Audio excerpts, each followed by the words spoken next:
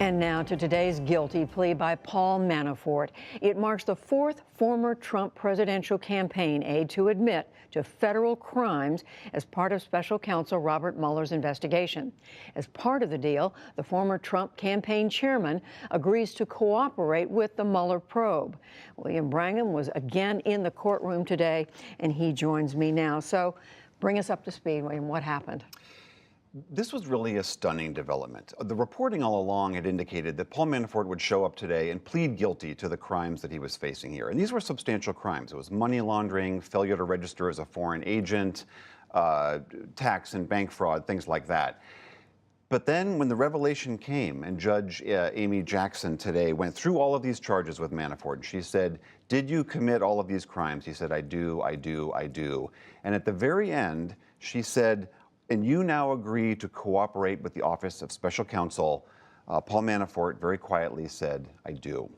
And so what do we know? What does this mean for the Mueller investigation? Well, Paul Manafort now has to cooperate fully and completely with Mueller's team. He has to answer whatever questions they want, turn over documents. There's nothing that seems to be off limits in their questioning.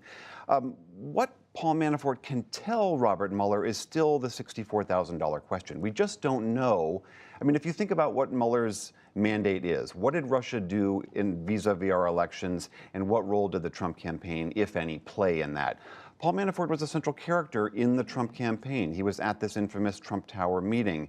But again, we just don't know what he has to offer.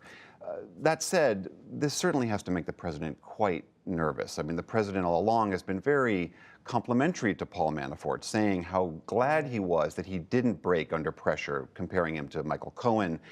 So now that the reverse has happened today, it's got to be unsettling for the White House. That's right. The president went out of his way to compliment him. So, William, do we know what led to this? I mean, all along, Paul Manafort, his lawyers were saying he would never cooperate, would never agree to plead guilty.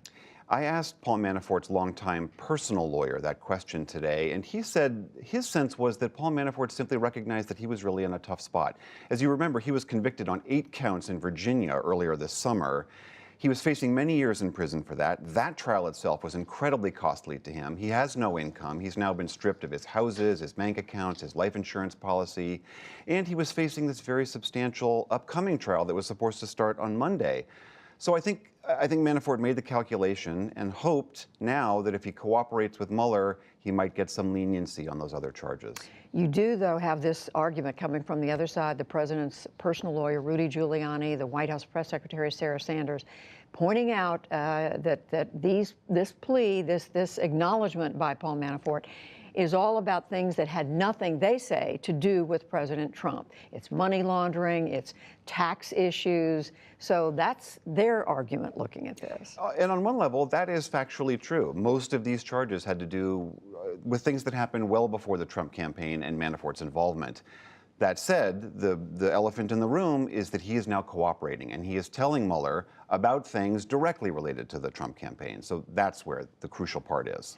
Now, there's been, as we know, in connection with all this, there was talk, and it was even before the president was complimenting him, that the president might consider pardoning Paul Manafort. What does that look like right now? I think the calculus has to change now for the White House, because now that Manafort is, we know, talking to Robert Mueller's office, if the president were to pardon him, I just think it increases the chances that this looks like the president is offering a pardon to keep him quiet and to stop him doing that. So it just becomes much more fraught politically for the president to do so. Also, the prosecutors today, I don't know if this was trying to preempt that, but they were making clear that there are other state charges for which the president cannot pardon anyone for that hang over Paul Manafort, and that those could possibly be exerted someday. And we still don't know about prison time for him. We don't yet. All right, William Brangham, important story. Thank you.